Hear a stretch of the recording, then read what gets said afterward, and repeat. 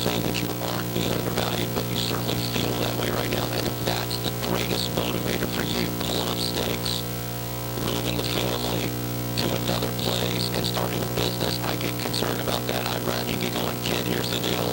I've always wanted to start this business. I've saved up the money where I've got minimum 6 months, ideally 12 months cash in the bank of living expenses, and I got a little bit of seed money, or I've got the necessary seed money. I'm not going into debt, and I'm going to go start this business, and I'm ready to go. I'm ready for it. I'd rather hear that. Is that the case? Well, I love what I do, and what I would be doing at the beach would be the same thing I'm doing now, which is repair fiberglass and cut on boats, and okay, so you would do that for yourself, and right now you're doing it for somebody else. Right, and down at the beach, so I can work for him part-time until I have a business up and running and get people. Great. And I think, do you have cash set aside that would make up the difference between whatever part-time pay that this old boss is going to be able to guarantee you versus, so that's half or whatever it is. So you have the money set aside where you and your family are going to be struggling if 6 months from now your business isn't providing what you need. Not yet. That's the answer. Banking on. We're banking on the house selling for a profit. Because we've been doing remodeling on the house to try to sell it for a profit. Have you talked to a realtor who knows that they feel pretty confident that that's going to happen? Yeah, we do. My mother-in-law is a realtor, so we have that going for us as well. Okay. But again, here's my answer. You gave me an either or. I do think it's time for you to move on. Anytime you've asked for a raise 3 times and the can keeps getting kicked down the road, there's a reason for that. And you want to work for yourself anyway, if that's the dream. Again, I'm fine with you doing that if you have a plan. I am not in favor of somebody jumping off a cliff and going, well, I know there's plenty of water down there. I'm just not sure how many rocks are down there and where the rocks are. Like, that's what you sound like right now. Well, my mother-in-law's my realtor, and she thinks I'm just a little nervous about that. So, let's put more money in the bank. Let's get 6 to 12 months money in the bank in the part-time job that the former boss is promising you. That's gravy. You do that, then go not until they'll move. This is the Ken Coleman Show. Got something going on? Send your community calendar events to mail@kscb.net. Folks, let's cut through the bull. Interest rates are exceptionally low, so you're missing out if you have not called Churchill Mortgage to see if you can save money on your home loan. Lots of other companies are out there claiming great deals, but don't get lured by slick advertisements. No-cost refinance offers do not mean they're free. Churchill Mortgage has a no-bull refinance. This means there are no hidden fees. They will shoot straight with you. Yes, Churchill can offer loans with no closing costs, different down payment options, or, of course, a traditional refinance. The key difference is you can trust my friends at Churchill to let you know what you're getting up front so you can make the smartest choice and save the most money. Go to ChurchillMortgage.com. Do it today while rates are low. This is a paid advertisement. NMLS ID 1591. NMLS Consumer Access.org. Equal Housing Lender at 761 Old Hickory Boulevard. Order. Could we have a roll call, please? Mayor Segrist. Present. Vice Mayor Harden. Present. Commissioner Martinez. Here. Commissioner Warren. Here. Commissioner Carlisle is absent. We have a quorum, Your Honor. Thank you. Would you join me for the Pledge of Allegiance? I pledge allegiance to the flag of the United States of America and to the republic for which it stands, one nation, under God, indivisible, with liberty and justice for all. Could we have an invocation? Welcome, Pastor Fuller. And I don't know if Jim told you, we did lose one of our own this week. Billy Proctor, our bus supervisor, passed away last Friday. Yes. So if we could cover her in prayer, it would be greatly appreciated. Yes. Thank you so much. Mayor Connie Seacrest and Vice Mayor Harden, Commissioner Carlisle, Warren and Martinez. We will lift that family up in prayer as we go forward. On behalf of the Liberal Ministerial Alliance, I am honored to lead this prayer. Father, in the name of Jesus, we pray that you would just remember this family, the lost one in our city who have worked so diligently and hard. God, we pray that you would comfort the family as only you know how. You are the God of comfort. We pray for Commissioner Carlisle, Father, that you would touch his body, that you would strengthen him and heal him in the name of Jesus. We pray for each commissioner. We pray for our mayor, their families, their needs, their personal needs, their inner workings, the things that they've prayed about, the things that they have not even voiced to you, God. We pray in the name of Jesus that you would look on them as they lead this city. Father, I'm praying for the city of Liberal and those that lead it. Give those in authority wisdom in every decision and help them to think clearly. Grant them discernment and common sense so they'll be strong and effective leaders.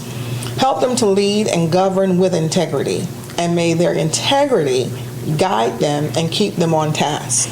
Be their defender and their protector, and keep them always on guard for this city. Encourage and strengthen them daily. It is in Jesus' name that we pray. Amen. Amen. Thank you. Thank you, Pastor.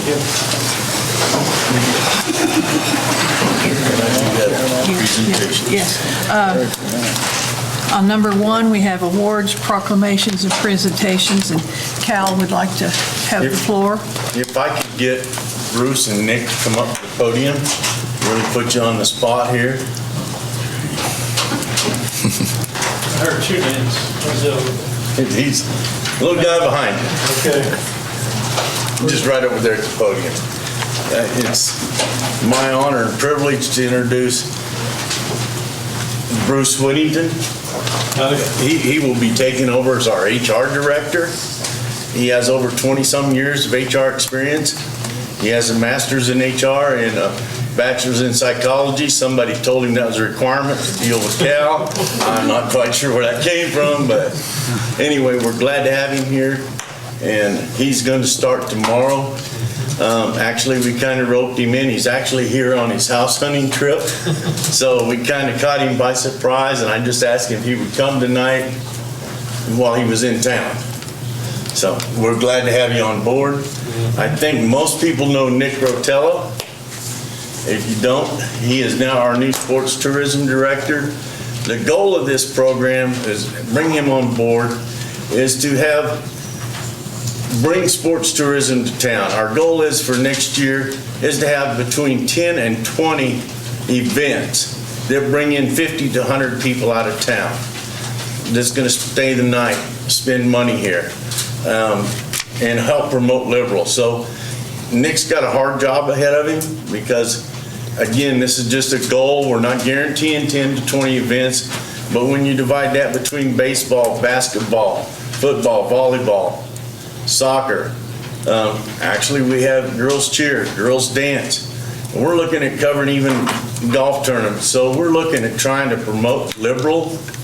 And in our opinion, the best way to sell Liberal is to get somebody here and show them how good we are in Liberal. And so we're going to need community support when we have these events to make it work. We're going to need sponsors. We're going to need volunteers. So be looking for Nick to be calling your phone or knocking on your doors. But I think it'll be a good way to get people to Liberal and sell Liberal. But if anybody has any questions for either one of these two, feel free. Otherwise, I appreciate you taking your time. You don't have to sit through the rest of the meeting if you don't want. I know you've got things to do, Bruce, but you're more than welcome to sit through the rest of the meeting. Okay, thank you very much. Thank you. Thank you, gentlemen. Congratulations. Welcome aboard. Thank you. The next item is approval of the agenda. Make a motion that we approve the agenda as printed. Second. Motion by Commissioner Harden, second by Commissioner Warren to approve the agenda. Is there any discussion? All in favor? Motion carries 4-0. The next item is the minutes of September 24, 2019 regular meeting. Make a motion that we approve the September 24, 2019 regular meeting minutes. Second. Motion by Commissioner Harden, second by Commissioner Martinez to approve the September 24th, 2019 regular meeting minutes. Any discussion? All in favor? Motion carries 4-0. The next, number 4, is items from citizens. If you have something you would like to talk to us about, please come up to the podium and try to limit your conversation to about 5 minutes. Would anyone like to come up?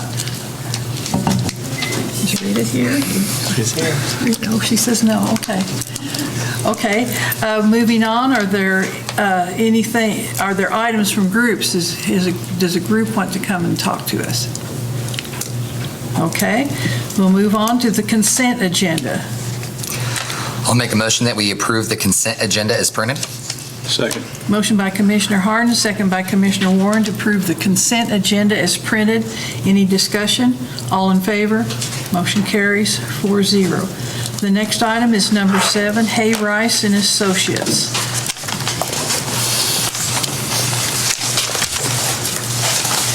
Just say we were great and walk away. Good evening, Dustin. How we doing? Doing well. Mayor Seegers, Commissioners, I think you should have in your packets a copy of the audit report. It's an unqualified opinion. Basically, that means there's no qualifications as to any instances of fraud or misappropriation that were noted during the audit. You should have also received a management letter, and that kind of self-explanatory. A couple of items of interest from the financial statements themselves. I always like to kind of give you some of the highlights as to where to look. If you're only going to pick 4 or 5 spots to look in the financial statements, since it is a little voluminous.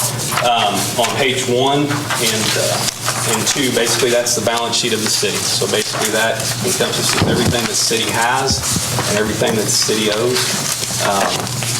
The assets of the city, include everything from cash, receivables, land, streets, basically everything that you can think of. It's pretty comprehensive as to what's included in that. Same goes for One the... second, Dustin. Yeah. I don't think what you're looking for is in your agenda. It would be in the... In this. In the booklet? Yeah, the actual book. Okay. I saw everybody looking. Okay. Sorry about that, Dustin. So you can take notes now. Yeah. Basically on the second part of that statement is the liabilities. That's everything that's owed by the city. The single letter item on that is your net pension obligation. Basically, that's the CAPERS obligation. Even though that's the biggest liability on your balance sheet, it's the one that you have the least control over. So basically, the state kind of mandates that. What this kind of says is that we've underfunded the pension liability by $10 million. That's the city's share of that underfunding. That goes up and down from year to year depending on the amount that is paid in by all the participants in it, as well as what the state puts in and the earnings on the investments that are held there. So an actuarial goes through that, and like I said, that's the largest item on your liabilities, but there again, you have very little control. The city or the state kind of tells you what to or what not to do with that. Statement 2 is basically the activities. This is on a full accrual basis. So basically, this includes all the revenue of the city, all the liability or the expenses of the city. Expenses include things such as depreciation that's amortized over the life of assets. So therefore, this is, in accounting terms, the most accurate statement as far as the operations of the city. So if I want to look at any one of those activities, I can look across and I can see what that function actually produces for the city and or obligates the city. So like if I look at golf course, I can look to see what does the golf course actually cost us in relation to the revenues that it brings in.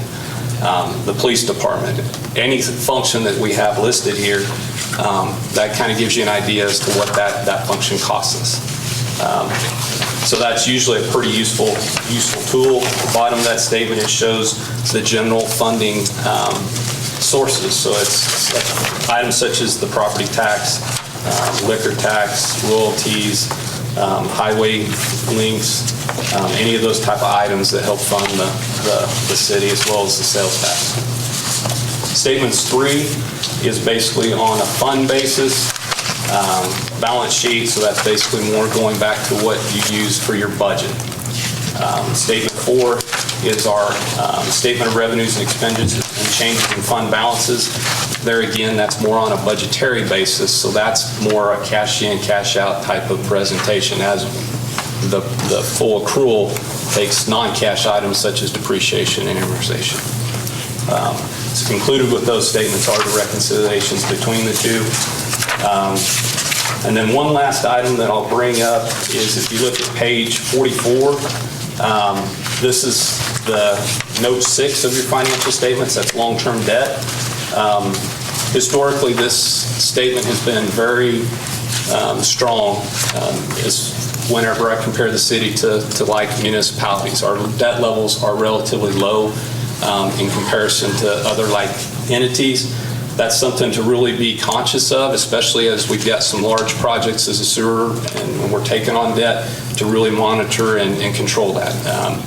Basically, debt's one of those things, you either control it or it controls you. So as a commission, that's one highlight. Not that it's bad, but that's one thing that I would continue to monitor as you govern the city. That kind of concludes what I've got as highlights. If you have any questions tonight, I'm more than happy to answer those.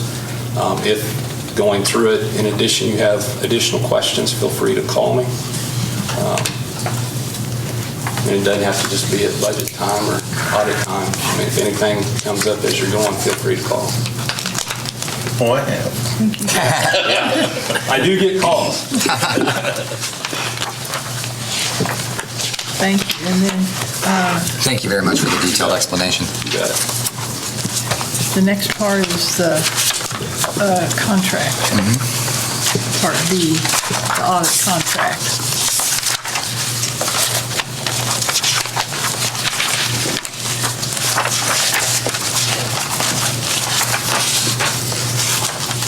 Can I have a motion to approve the contract for the audit of the City of Liberal, Kansas for the year ended December 31st, 2019, cost not to exceed $48,250?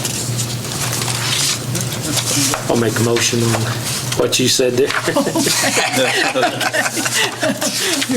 Would someone second that? I'll second. Okay, we have a motion by Commissioner Martinez, second by Commissioner Harden, that we approve the contract for the audit of the City of Liberal, Kansas for the year ended December 31st, 2019, with a cost not to exceed $48,250. Any discussion?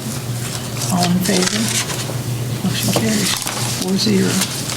Thank you. Thank you. Thank you very much, Dustin.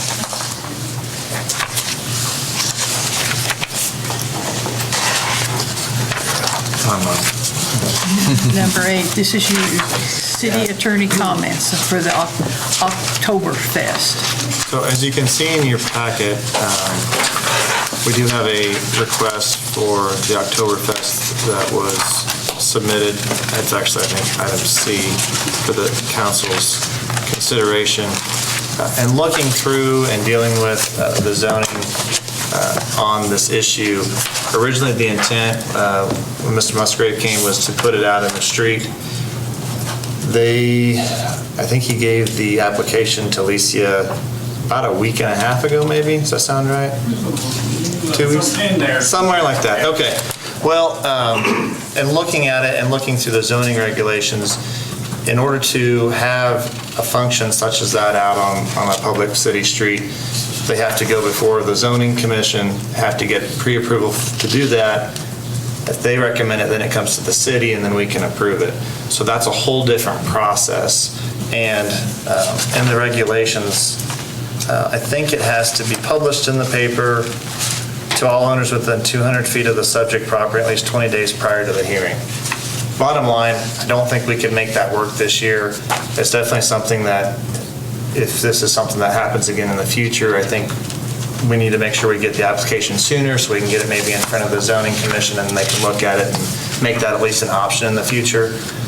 We also have a different ordinance on the books that we would have to address in order to allow that to happen.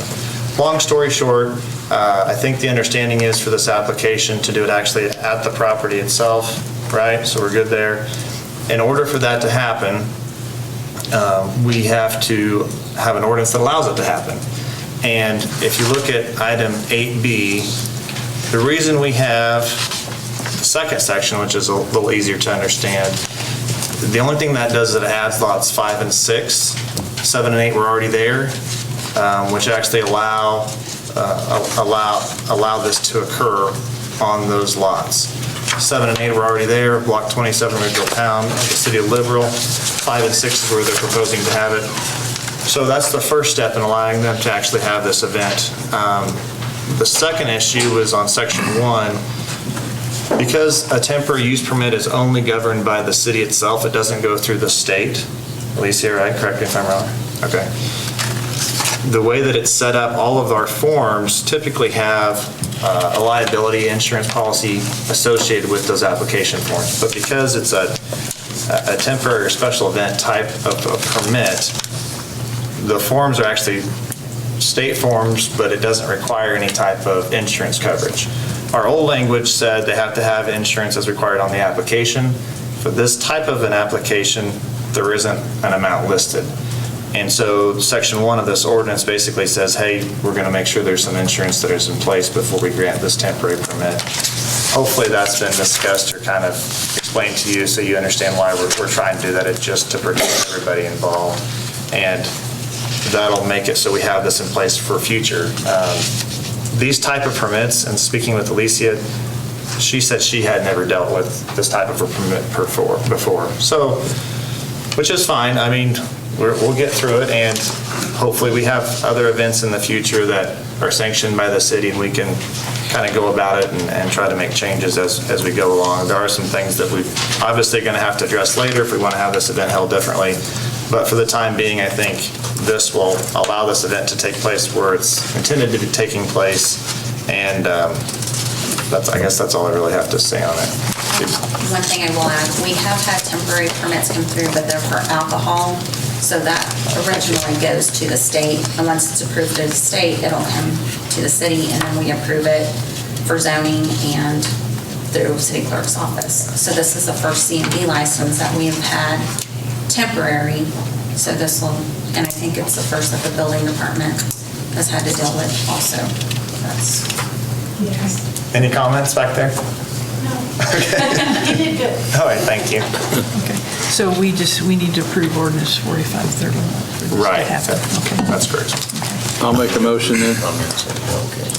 I'll make a motion that we approve ordinance 4531. Second. We have a motion by Commissioner Warren, second by Commissioner Harden to approve ordinance number 4531. Is there any discussion? All in favor? Motion carries 4-0. Chris? Got any questions? Do I need to approach? You may. I just want to make sure I have all my- Approach the bench. Good evening, Mr. Thank you, Musgrave. Mayor. Thank you, Commissioners. So in essence, what this is telling me, for this year, we're good to go, but if we're going to do the cereal malt, we have to do it inside the lodge, just nothing outside. So it has to remain inside the building, but we're still good to go on everything. Well, they have 8C they have to approve next, Okay. but if they do, then yes. Yes. Okay, just making sure. And then we need insurance. Yes. Okay. Chris, one other thing though, is after this is over, if you could maybe make the next commission meeting, let us know how well this went and what your intent for next year. So that gives him a little bit more time to work on the ordinances and stuff, and we get the zoning. We'll give you much more time. Yeah, so I mean, if you let us know right after and what your intent is, I think we can make this a lot smoother for next year. Because I'm hoping to go with what was said about, let's just shut down downtown and do this big community event downtown. Yeah, that would be sweet. So we'll have all year to work on it. I'll let you know. Thank you, Chris. Chris, okay. Moving on to item C, Oktoberfest CMB license approval. Make a motion that we approve the CMB license for Oktoberfest. Second. Motion by Commissioner Harns, second by Commissioner Martinez, that we approve the license for Oktoberfest CMB license. Any discussion? All in favor? Motion carries. I can see you all there. Okay. Beer in hand. Of course. The next item is ordinance number 4524. Rezoning Lot 1, Block 1 of National Carriers Edition from AL Agricultural District to I2 Heavy Industrial District. Good evening. Good evening. Ada.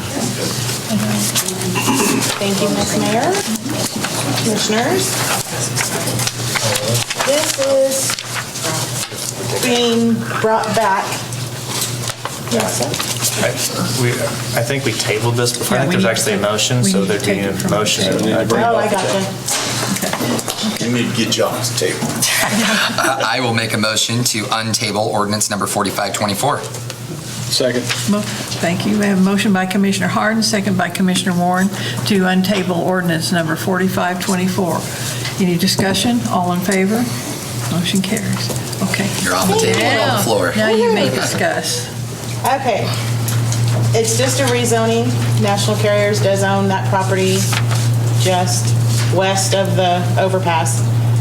They are wanting to expand, build on that property. Unfortunately, it is agricultural right now. They do need it to be an I-2 in order to build anything there. There was discussion about certain things they would have to take care of. As far as I know, that's no longer Correct, on the board. correct. It's been taken Sat down care and of. met with them. Yeah, so, We basically worked out a compromise, and we will have that in writing when they get their drawings and everything put together. Basically, what was in question was Jacobson Drive, and basically we've done a traffic study, and they're not really going to increase the traffic, but they will where their entrance is, where the trucks are. They will actually concrete that all the way across Jacobson Drive, and correct me if I'm wrong, but I think we discussed 100 foot, which would give even Cal enough room to slide in tandem around. So they won't tear up the intersection? Yes, it'll be all concrete where they turn in and out. yes, Fantastic. I do know that much. All we're asking is for approval to go ahead and rezone it from the AL to the I-2 so that they can go ahead and break ground and start building. Mike Ridge is here with National Carriers. Do you have anything you want to add to this evening, Mike? That's what I'm here for, to hear a big yes. Okay, all right. And if I remember right, your intent is to have this completed and operational by the end of next year, right? That is what we are told we have to have done by the end of 2020. We're going to start tearing our building down, so we got to hurry. Well, let's get you started on it. Encouraging you to move. We better get this approved Yeah, let's get right it now. going. I'll make a motion to approve ordinance number 4524. I'll second that. Motion by Commissioner Harden, second by Commissioner Martinez to approve ordinance number 4524. Any discussion? All in favor? Motion carries. Go get started, Mike. I'll go tell them. Okay. Thank you very much for coming. Thank you for coming. Thank you. Yeah, thank you. Number 10 is corrected ordinance number 4528, vacation of 20-foot alley. Are you doing that too, darling? Yes, Okay, ma'am. thank you. We noticed, of course, after it had been published, that the original one that we had you sign said between lots 13 through 34, and it should have stated 24. And that was the main problem with publishing that one, is the lots were off, because there's only 24 lots, so that is why it's been corrected. What you have in front of you should be the corrected version, and that is what we're asking to go ahead and pass, is the corrected, where it says lots 13 through 24 of Block 21 of the Farmer Terwilliger edition. Okay. Can I have a motion to approve the corrected ordinance 4528? I'll make a motion, we approve the corrected ordinance number 4528, vacation of 20-foot alley. Second. Motion by Commissioner Martinez, second by Commissioner Harden to approve the corrected ordinance number 4528, vacation of an alley, a 20-foot alley. Any discussion? All in favor? Motion carries 4-0. Okay. Our next item is final plat for East Industrial. Once again, Darla. Trifecta. Yay. Okay, this one, there were several things wrong with the first final plat that that were brought to our attention after everything was done. So we went through everything. Everything has been fixed. Unfortunately, the copies you guys have are not completely correct. They did not include the L on your signature line, but I have the one that does now. And they have Kevin Frawley for the planning and zoning, and he no longer even lives here. So that one has been changed to Steve Mars, who's the current chairman. So that is what I have. I didn't bring it with me, but that is what I have. That's in your office to sign, okay. It has been corrected. Everything is ready. That's what we need to have signed if it passes tonight. And just to clarify, this is where the lagoons are. Yes. This is the split between the city and the National Beach. And on this one that has the actual little map, it does have the wording that was required from National Beef for them to agree to this plat also. So that's in the plat notes.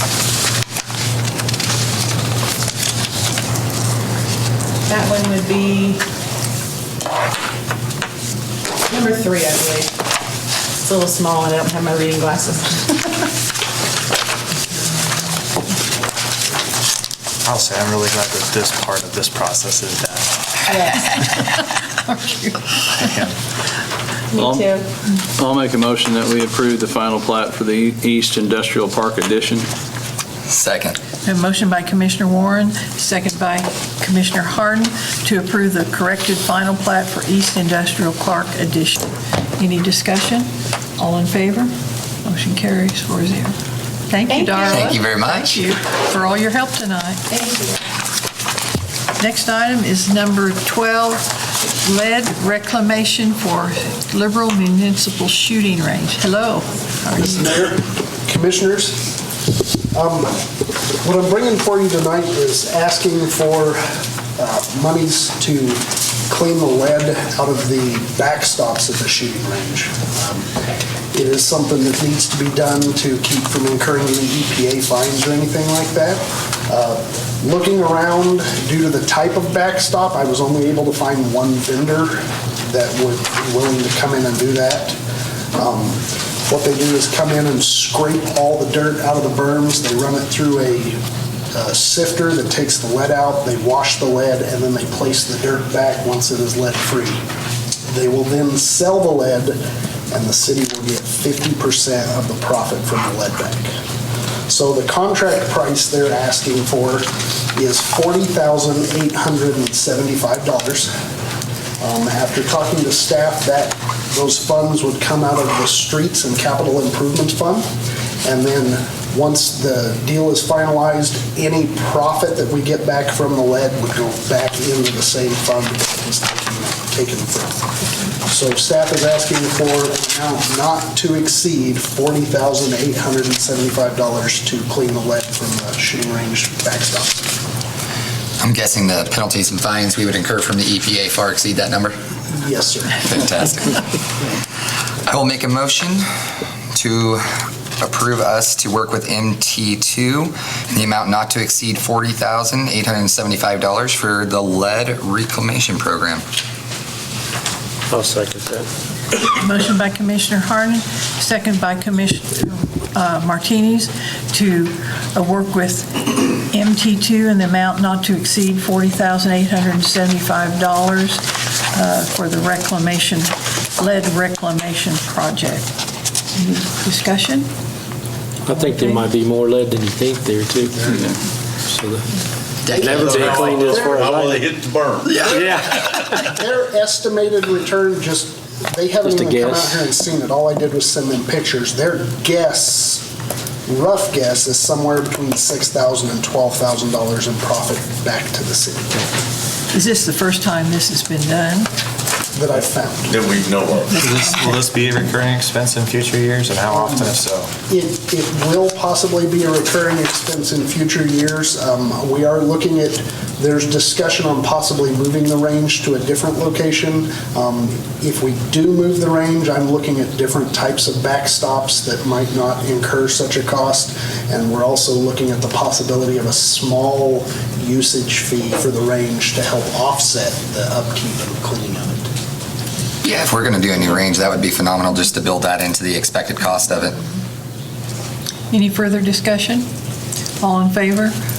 Motion carries 4-0. Thank you, Keith. Thank you very much, Keith. Next item is number 13, Digiticket e-citation system. Good evening, Chief. Good evening. I'm Dennis Molinax, Chief of Police. Tonight, we're looking to come forward with approval from you to purchase a DigiTicket ticket writing system. This is an electronic way of entering information into a database that correlates with the city court system here. It's basically speeding up the process. And Sergeant Daniel Hadavanek here with me, who used to work with the Dodge City Police Department, was involved with this process at that department. So he's done most of the legwork on this system, so I want him to get the credit and come forward and discuss with you what this DigiTicket system is and how it's going to benefit the city. So this is Sergeant Daniel Hadavanek. Good evening, Sergeant. Good evening, Madam Mayor, City Commissioner, members, and liberal citizens. I'm here tonight to speak to you about the e-citation system that we look to purchase from DigiTicket. To start, we initially sent out emails to 8 different companies that do e-citation, requesting a system from them that would meet our needs. We gave them a list of our needs. Of the 8, only 3 responded. Of the 3, DigiTicket was the only one that could integrate with our system, which is Spillman, our court system, and our records. The other 2 companies were unable to do that due to proprietary systems. The other 5 companies did not respond at all. So I had to assume that they could not meet our request. Okay. We then spoke with other places within Kansas that use Spillman and DigiTicket. Dodge City, Ford County, and in Kansas Highway Patrol. One of the biggest things that the Kansas Highway Patrol has is Clear. That is used by the state for reporting. As part of them getting DigiTicket, they had it integrated with Clear. They also contracted with DigiTicket that any city or county within the state that uses Clear and gets DigiTicket does not pay for the integration with Clear. So we only have to pay for the integration with our records, Spillman, and our New Dawn court system. Speaking with Dodge City, one of the benefits that they had from it was over time, they eventually were able to save enough money that would cover the cost of an employee and that employee's benefits. And they could either eliminate that employee or move an employee to another part of the city to work. The Highway Patrol, state of Kansas, uses it with their Clear, and because it integrates with them, they can take the information directly from DigiTicket and put it on the Clear, just by pushing a button. They don't have to type everything in. That allows all the information that they get from their driver's license information, victims, witnesses. Once it's in the system, they can transfer it over without having to spend time typing it. That speeds up getting their reports done, getting interviews done, and getting the other systems involved into it. This also allows cases, the officers will have the proper information immediately available to them. They won't have to go back and see if a name was spelled right, because they can just transfer it from the driver's license, DigiTicket, right into Spillman and Clear. It allows the court to set up the number of people who will come to court on a given day. So if they say they only want 20, DigiTicket keeps track of that. When it hits that 20, it moves automatically to the next day. That court is. It also allows us to put in all of our holidays that our court is closed. It will not issue a citation for that date. And because of that, we don't have the mistakes where somebody shows up here because an officer or somebody wrote down the wrong date and they show up here and nobody's here, or they're not on the court docket. With the Clear integration, our officers will be able to get everything done in a timely manner and be able to review it on this computer. They won't have to print it out as much, and that'll save us money there. It allows everybody to see the mistakes and get them fixed immediately in a much timelier manner. At the same time, the court will have anything that municipal court needs, and our records people will also have all of it. So it's more efficient. More work gets done in the same amount of time that we were taking now. For one, we can get 2 to 3 reports done. It also has the ability to determine whether somebody's a scofflaw. That's somebody who's been pulled over prior, and we put their name into the system. It'll show us this person, John Doe, was pulled over in the last 6 months 5 times, and this is what he was pulled over for. So then we can say, well, he got 3 warnings for this, and he still hasn't fixed it. So now I can just go and give him a citation. And that also works with our state statutes that require that they be given a warning the first time. We now have that readily available to the officer. He doesn't have to go looking for it. It also allows us to take a picture of a person so that we have that picture, and the court can get that picture, and everybody has it. So when somebody comes in and says, that wasn't me, they can pull it up very quickly and go, yes or no. You'd be surprised how often that happens. Oh, I'm sure. So It still wasn't me. You can ask Hiram back there. it also has the ability, it tracks all the information that's put into it, to include race, height, weight, all of that. And we can pull up graphs on that. We can pull up a map that shows where every type of citation or warning is given. So if I want to know how many criminal damage citations were issued, I press a button, it pulls that map up, and it shows me all of them. And it also tells me which officers issued those. So I can look at that and say, this is what we're getting done. This is where we need to have extra officers and extra patrol. It also allows us to determine if we have any issues that we need to deal with before we get into even bigger trouble. Because this will collect all of the information that is required to report on our racial bias reports every year. This will be tracked within this system. And if somebody calls the chief and says, Chief, we need to be able to show this, a couple of buttons and he's got it.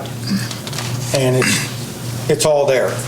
And that's going to help with a lot of that. So how much money you want?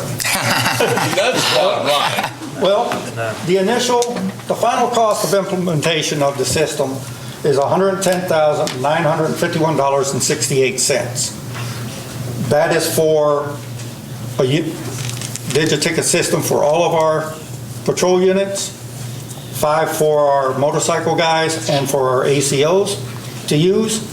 And also, if one of our systems in a vehicle goes down, we will be able to have a portable one that we can use. And we can also use them at any events that we do, where we wouldn't have a patrol car. Then the yearly upkeep is $11,015.31. The cost of the yearly upkeep will be split between the police department budget and the municipal court budget. The municipal court's budget portion would be $5,500. The other $5,515.31 would come out of our budget with the police department. That amount is almost what we were paying the last digiticket system that we have, Brazos, for yearly upkeep. So it's not going to make a big change to our budget for that. We have spoke with the city attorney, Mr. King, about using diversion funds, and he has agreed to do that, to purchase the whole system initially. We will own all of the parts to it, and they will also cover the cost of all of the licenses that we need for each of the units that are going to be using it. Obviously, that's pretty important to know. It's not coming out of some line item, it's coming out of the diversion funds, which are amassed through the work of the Liberal Police Department in conjunction with the court system. So that money is sitting there in a fund.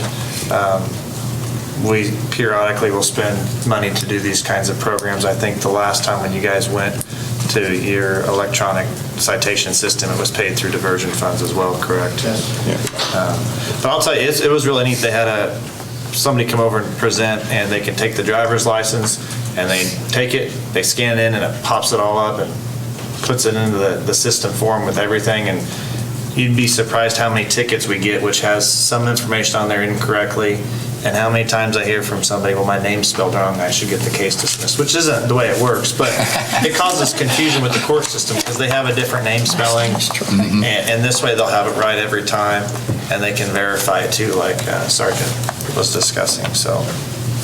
And one of the other advantages that we will have that we didn't have with the other system is we will have 3 people assigned to our department that if I need an answer to a problem at 2 o'clock in the morning on Christmas, I can call somebody. They're going to be available to us 24 hours a day, 7 days a week, 365 days a year. And they're going to send 2 people down here while we're implementing it. They will assist in the implementation, making sure everything is set up correctly. They will also train all the people to use it. And then they will train trainers to train new people when they come in. And having those people specifically here and assigned to us, we have somebody we can call. And we know them, they know us, they know what our system is and what equipment we have. To speak in support of this, 2 of the police departments that I handle IT for use the Digiticket system. It's phenomenal.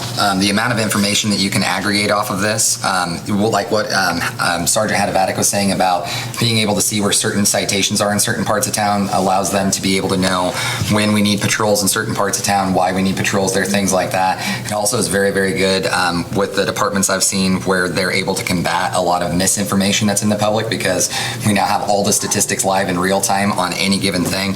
So I'm tickled pink to see that our department's finally looking at integrating something like this. I appreciate you guys' hard work at getting everything done. This is the future for predictive policing, so managing our information and being able to use our resources much more effectively, and Digiticket will help us immensely in that area there. So we're asking for permission to purchase $110,951.68 out of the diversion account that City Attorney Lynn Kane has offered to do. We've also worked with the municipal court and the judge, and we have with us Kim Clinkenbeard from the municipal court with us here tonight. So all of us together are asking permission to move forward and get this project rolling. I guess we assume that there's that much funds in the account, right? And will this be a budgeted item? Yeah, we hope anyway, a budgeted item for the yearly expense when we do the budget. We'll just do it in the budget every year? Okay. Correct. So we won't have to take action on that expense. It'll just be part of the budget. Okay, it'll be part of the budget. Okay. So we're just approving the original. I'll make a motion to approve the purchase of the Digiticket e-citation system for the cost of $110,951.68 to come out of the diversion funds. Second. Motion by Commissioner Harden, second by Commissioner Warren to purchase the new Digiticket e-citation system at a cost of $110,951.68 with the money coming out of the diversion fund. Discussion? All in favor? Motion carries. Thank you. Thank you guys very much. Excellent presentation, Sergeant. Explanation. The next item is number 14, South Middle School sprinkler system. And I guess that would be me. I'm real happy to announce that we do have the South Middle School now started on its rec center. People have been down there working on it, mowing. Cody isn't here, but due to the change of use of the building, we have to put in a sprinkler system. Fire sprinkler system in the building. Staff is requesting that we've got 3 quotes. We're requesting that we go with Pryor, who had the best price, and Cody recommended $190,000 $198,200. Did we end up having to do the whole thing, or was it We're just gonna do the partial? whole, that's for the entire building. That's for everything? Yeah, because that way is, if we, our initial start is, and Matt's plan is the rec is gonna be open by January 1. And we're gonna have something in there for January 1st. So Pryor is gonna be able to do it before then if we approve it? Well, I said Quinn That's a hard Street. thing, yeah, I say. But he's probably dreaming, because nobody works that fast, so, anyway. But where's that money coming from? Actually, it's coming out of, here we go. Well, Chris is here, but I've got to print out.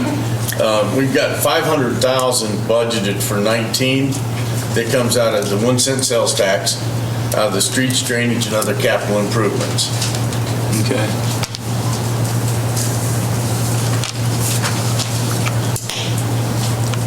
Chris had sent us something there. Can I have a motion to Okay, yeah. approve the fire I didn't sprinkler read that, system yeah.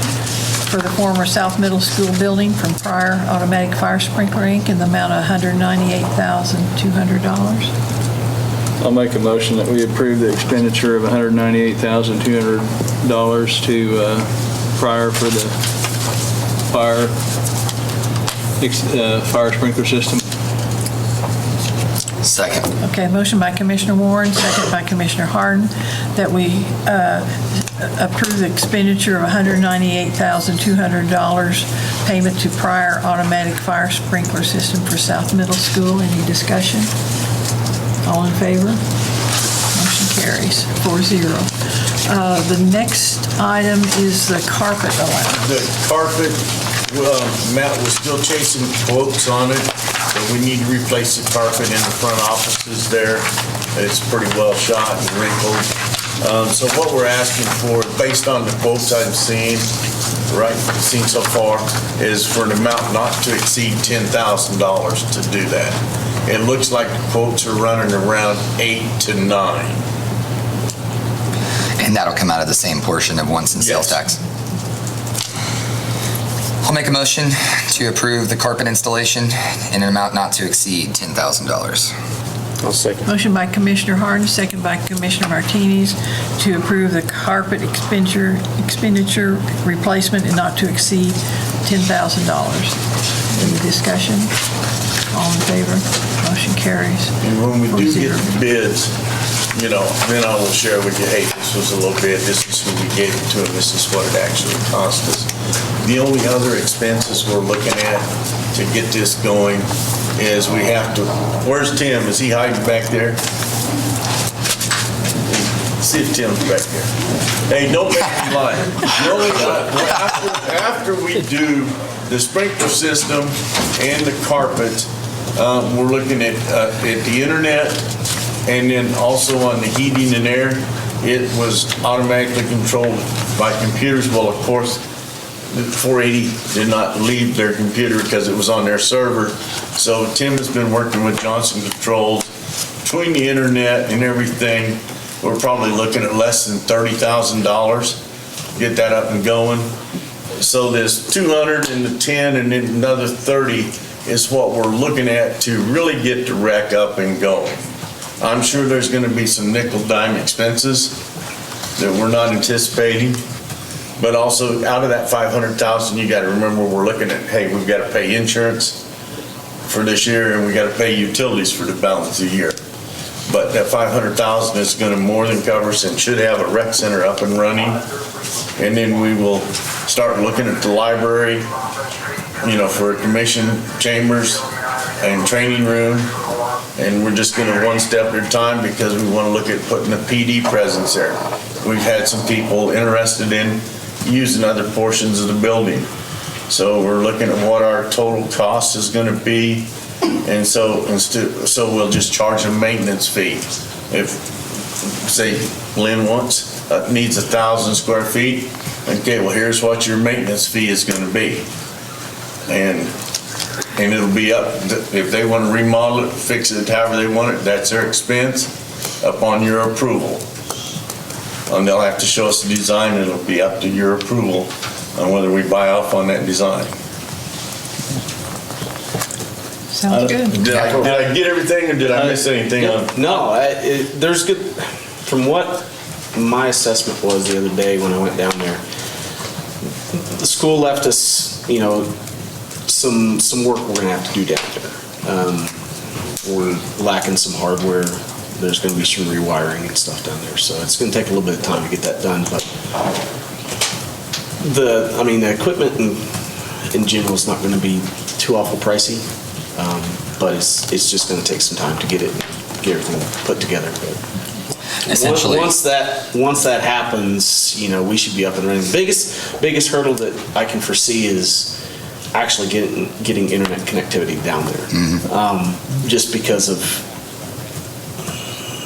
Well, that's what I was wondering, we can't use they got fiber going to the school. Fiber. Yeah, we can't tie into that. And we can't use the fiber, right? No, school pays. We forgot to sneak the wording into the agreement. Yeah, and that's the tricky thing, because we're kind of limited on who actually provides internet service down there. Yeah. We could look at some other providers. It could be United Wireless, it could be Epic, it could be, Zito, or, if SWKO would be willing enough to run more fiber down there. From what I understand, the fiber's there, but I don't know whether it's live or not. Yeah. Well, and we got a lot of networking work to do inside the building because they cut all the patch panels out, so we got to figure out where every single wire goes. Everything's disconnected down there. They yanked out everything.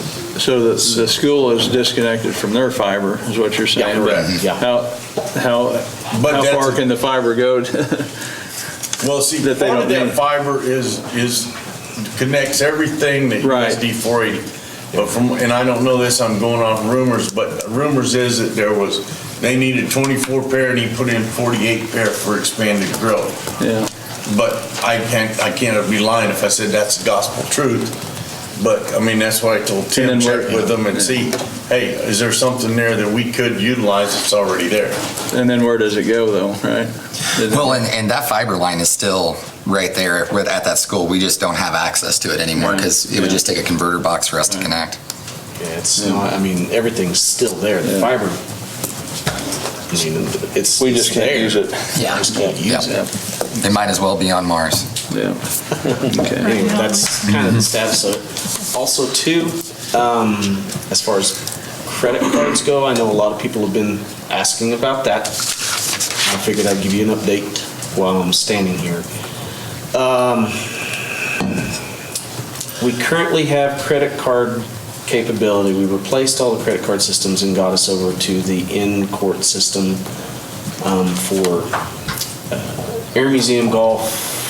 Animal Control now can take credit cards. The police department can now take credit cards. We're still working on the implementation for court, so that part's still happening. And the big project that we're working on is actually the credit card system for utility billing, online payments, and stuff like that. The implementation part of it is, I would say, 80% done. As far as the cloud part of it, connecting back to our stuff to be able to pull records and stuff across the net, that part's done. We got verification of that, was it last Friday, I believe. And then the biggest hurdle left is we've got a final piece of software that has to be put into place, and that's going to happen on a big patch that's coming out for our system the last part of November. So somewhere in the middle of December, we're looking at being able to, probably take credit card payments somewhere. Just in time for Christmas. So, we're making leaps and strides as far as that's concerned, and just making one step forward every time. Fantastic. So, Thank you very much for the update. Thank you. Thank you. Okay, the next item is number 15, SKC Washington DC trip. Okay, Southwest Kansas Coalition is proposing that we go in November. They want to go up the 11th, come back the 12th. I will not be going because I'm having knee surgery next Monday, and I'm not walking around DC, but my thought is that's a huge expense to fly up one day and fly back the next. Unless I actually have an appointment in the Oval Office that he requested, I don't think we'd get much done. But that's strictly a commission decision of whether you guys want to go or send anybody. Go up the 11th and come back the 12th? Yes. That's pretty brutal. They said the travel day would be November 11th, which is Veterans Day, and then the meetings the 12th of the morning and then return that evening. It's a hard pass for me. I think with the April trip, there's much more time to be productive, have the conversations that need to be had, and you have plenty of time to meet. Yeah, up and back in 2 days. Is the April trip the chamber trip, or? Okay. Yeah. Do you need a motion on this, or? I just think we need a consensus. I mean, it's because we'll need to send. I'm trying to find a beach in November, so I'm not going to the beach yet. Yeah. So we just say we're going to cancel that trip. Is that agreeable with everybody? Absolutely. Okay. The next item is comments by city staff. This is a new section here, so it looks like Dennis is jumping up first because he just cut everybody out. Said he was closest to the podium. Good evening again. A brief status of our department in regard to activities is what I'm here to bring to you tonight. On September 30th, Lieutenant Cutshall, Detective Post, and I traveled to Garden City for a statewide press conference that Garden City Police Department was hosting. This was in regard to a new DEA office, the Drug Enforcement Administration, and they are now having agents stationed in Garden City. What's good for our community here is that those agents will actually be coming down to our area as well to help us with drugs and narcotics and the associated crimes with that. So we're happy to have some federal assistance in that area, so we're looking forward to working with those agents. The next thing we have is on that same day, on September 30th, we had 6 of our area canine units do the first controlled walkthrough of the Liberal High School over there. It went very well.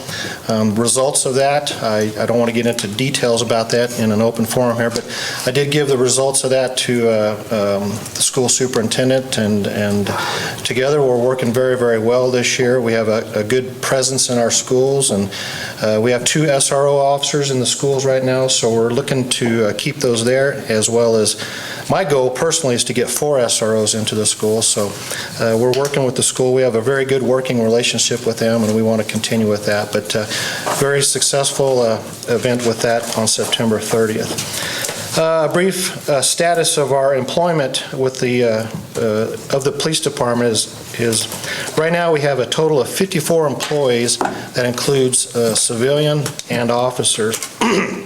As a matter of fact, we have 38 officers. We are just shy 4 officers of being at our full allotment. So that puts us, our whole department numbers there, that puts us at a vacancy rate that's above what other Class A cities in the area have. So we're doing very good on retaining our officers, and we want to keep it that way. We're spending a lot of effort towards developing our employees and getting the most out of them, so it's paying off by keeping them here. With that, our staff, we have hired a new crime analyst. With me tonight is Andrea Hawks. She is going to be taking over crime analysis, and that's a very, very important role for our department. She goes through our reports, and she works with us from a civilian's point of view to gather information and categorize it and put it into statistics and compare those statistics with the state as well as national averages and so forth. And with that, I'm happy to report that our solvency rate in the Liberal Police Department is above the national average. So we're doing very, very good in that area. But Andrea is going to be trained, and she's already started an online class with the National Institute for Crime Analysis, so we've got her busy learning at work as well as being with our investigators and working hand in hand with them. But she's going to be attending meetings with me to give factual information to the public about how good our police department is. We're always striving for better, of course, but our department's doing very well. So Andrea is going to be a qualified person that gives facts to our public, to let the public know that there's not so much of a fear of crime as the media somehow sometimes puts that out there. So we're very proud to have Andrea join our team, and she comes with us with a bachelor's degree in what is that, ag science and agribusiness and business management, so forth. So she's got some accounting experience. So Chris left here real quick. So that's why you said that, huh? So Andrea's hit the ground running. She's working very well with the officers at this time. So we're glad to have her here. The other thing I wanted to end with is that the Liberal Police Department is hosting the Arcalen Trail of Terror on October 18th and 19th. Preparations are well underway to make this event even better than last year. This was the spook trail that we had out there at Arcalen Park, and last year we brought in about $4,000 for our Shop with the Cop program. So this year we're hoping to make more than that, but this Shop with the Cop program is very valuable to our community. We take a select group of kids Christmas shopping and buy them toys that for circumstances beyond their control they can't afford, so we jump in and help them with that.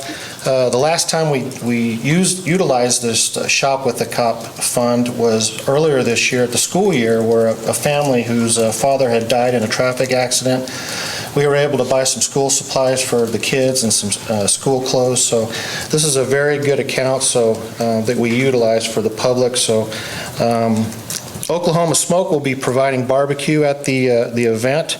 We're having coffee and drinks for people to enjoy on site.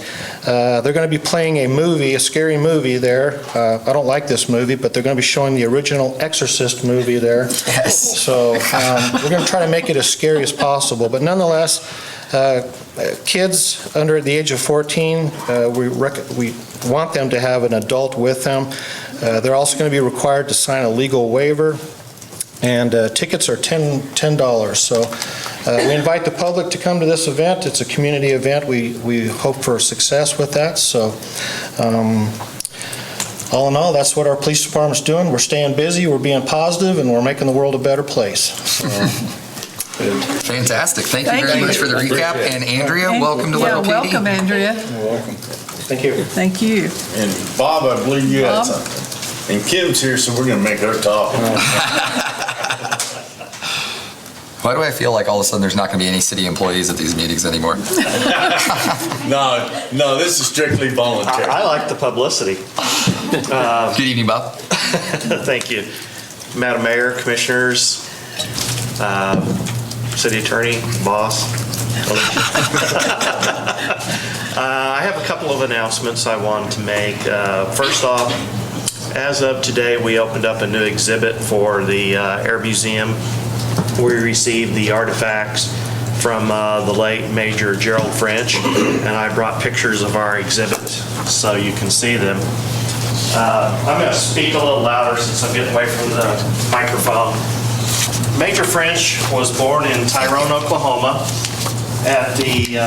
His parents died not too long after that.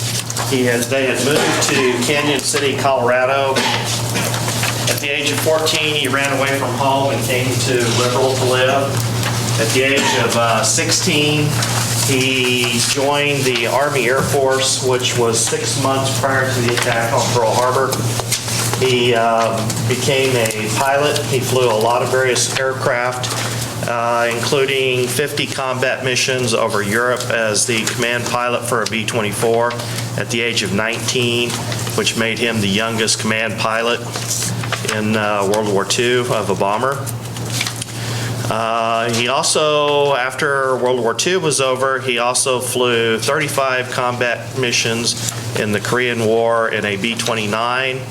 And then in the Vietnam War, he flew KC-135 tankers and the KC-97. So he was doing refueling. And then On the way back to the United States with those aircraft, they would haul the bodies of U.S. servicemen.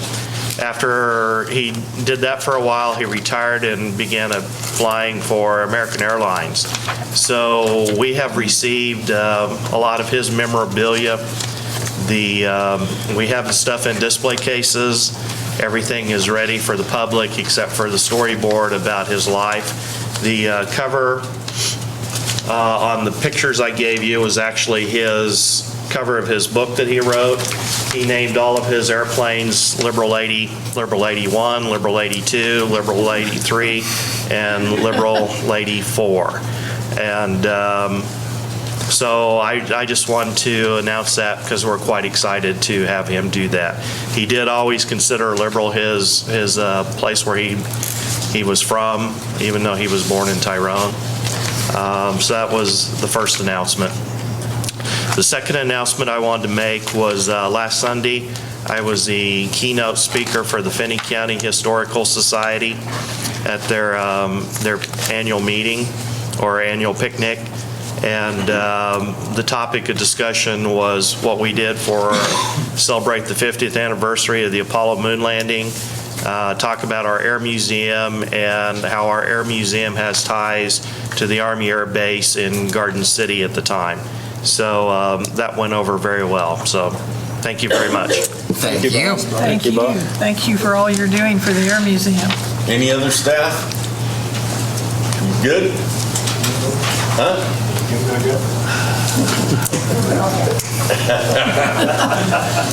Kim's not going to say it. She's been shaking her head yes or no. Good evening, Chief. Good evening. I guess I just kind of feel obligated since I'm here. We had a pretty busy September. I mean, the fire department, we're open 24/7, 365. Deputy Chief Polden back in the back. He'll be at almost all these meetings, so feel free to come up at any of this new thing. He probably got some pretty entertaining stuff to tell you. We're on pace for probably close to a record number of calls this year, if I'm not mistaken. We're averaging about 120 emergency calls a month. As of this afternoon, I think we're just over 1,200, probably around 1,220, 25, someplace in that neighborhood. So we're early in October. So we anticipate another 360, and we're coming into winter when the fires will pick up. So we're running calls at a record pace. We're doing a lot of training. The month of September saw something kind of extraordinary. We're one of the few departments in Kansas that have used it, but the University of Kansas Fire Rescue Training Institute has a driving simulator, and you might have saw their trailer parked on our lot out there. It's state-of-the-art. It's computer technology. It's outfitted. When you sit in that seat, it's just like you're sitting in the cab of a pumper, and it's got the digital screens in front of you.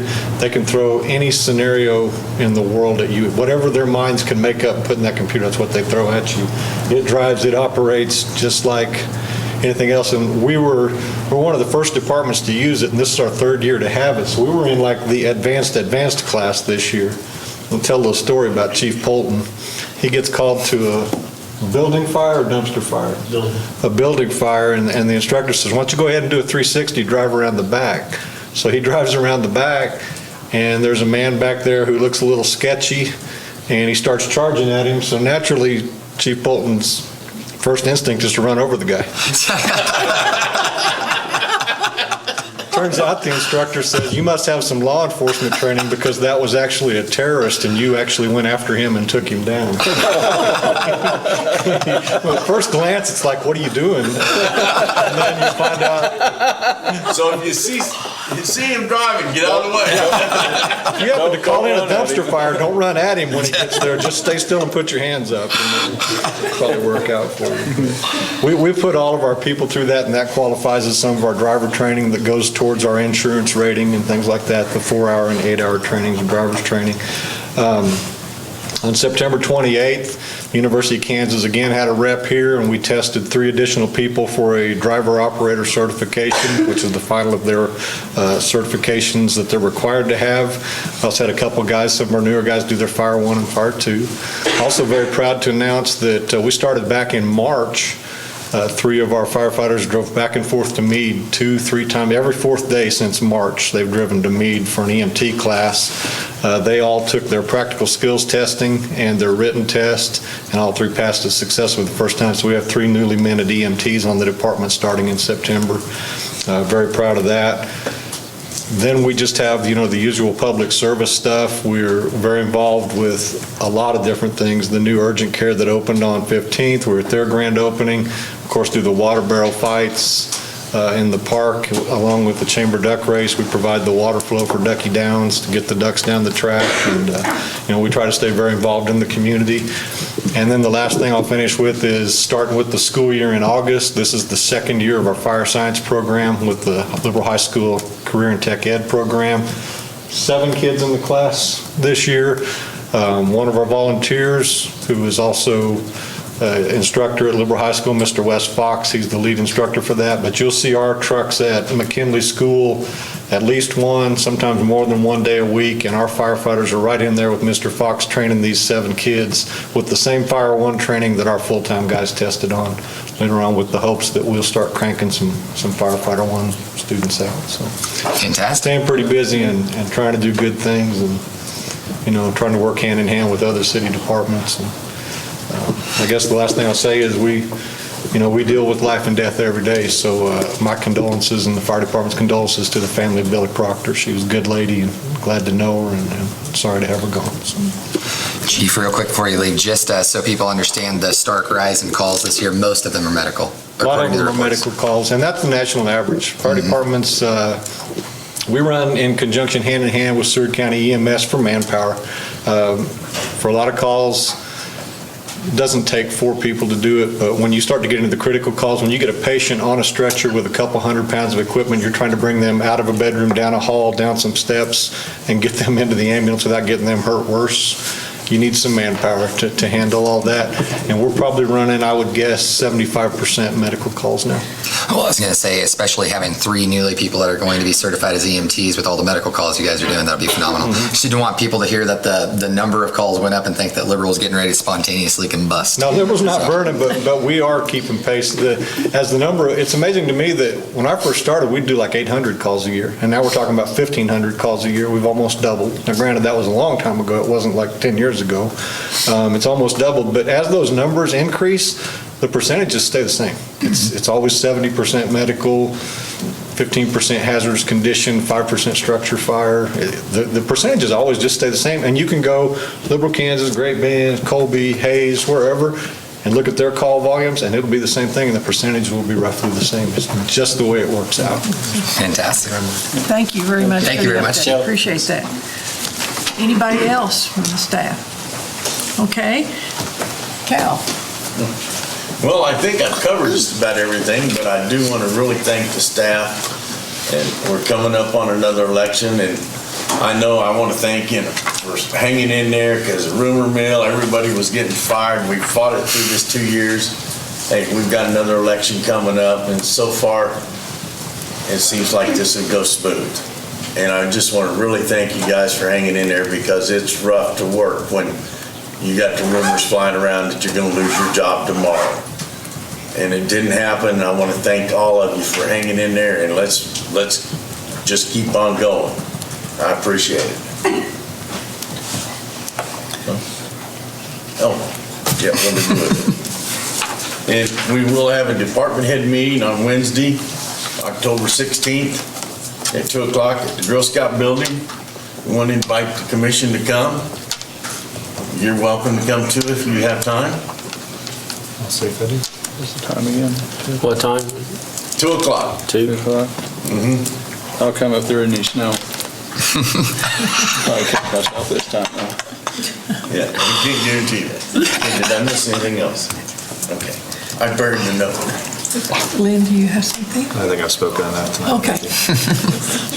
Well, I just want to be one of the 750 people to thank Southwest Medical Center for the wonderful community health fair they did Saturday.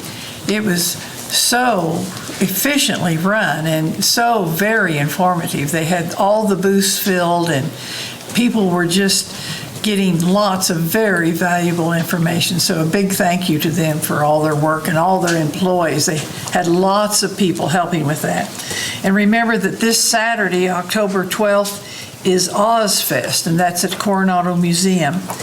And Billy Proctor's funeral is tomorrow at Methodist Church at 11 o'clock. So it'd be nice if everybody could attend that. That's all I have. Okay, the new city staff section of this, that's fantastic. That's the bee's knees. So thank you to all of you guys that inform the public and all of us about what's going on inside your departments. I see that being a huge asset in the future to the community as far as informatively. As far as everything else, thank you guys all so much for your hard work. Sergeant, that was an excellent presentation. I actually thought all the presentations tonight were very on point and descriptive, which is phenomenal. So thank you guys all so much for your hard work. And to the public, love seeing the audience more full. It's fantastic. So thank you guys very much for taking the time to come to the meeting. And yeah, hopefully we'll see more people at the next one. Well, I guess I'll just copy you guys. Yeah, the health fair is a wonderful thing for our community that they put on here. And I like to participate in that once in a while just to see if I'm still okay. But it was busy out there. I snuck out there for an hour. But and then what Taylor said about the parts you added, I think it was so Cal could talk less, and I like that. So. But city staff deal, because I really like what they had to say. So that was good. I'd like to welcome, I guess it was Bruce, the HR, right, and welcome Nick and Andrea to the family, I guess, if you want to call it that. I've been told we are, but it's dysfunctional. Yeah, dysfunctional. Good luck, but welcome, and thank everybody on the staff for what they do for their community. I think if the community knew more about what everybody did, and I think was helpful tonight, I think what you added, so that they'd be more appreciative. So that's all I have. I'd too like to thank the staff for the updates. That's kind of neat. We don't know what's going on unless we're sent from Cal or some of the department heads, so it's neat to know. And welcome the new staff too. And got to say one thing about the new street seal. At first I kind of had my doubts, but then after I drove on it, it was smooth. So it looks nice. Yeah, it does. So I got a lot of calls on that because people weren't used to seeing the way that it went out. Yeah, so I think that's the true test will be when they court and we see the pliability, but it looks good so far. And I think now that's getting darker sooner. We got some lights out, and I don't know if they belong to Southern Pioneer or us. So there's several around that I've called Southern Pioneer about. So I know Chris had said we're paying for them whether they're on or not. So but I guess that's all I had. Okay. The next item is to approve the vouchers. I'll make a motion to approve the vouchers in the amount of $1,847,165.05. Second. Motion by Commissioner Hardin, second by Commissioner Warren to approve the vouchers in the amount of $1,847,165.05. Any discussion? All in favor? Motion carries 4-0. Thank you for coming. We are adjourned.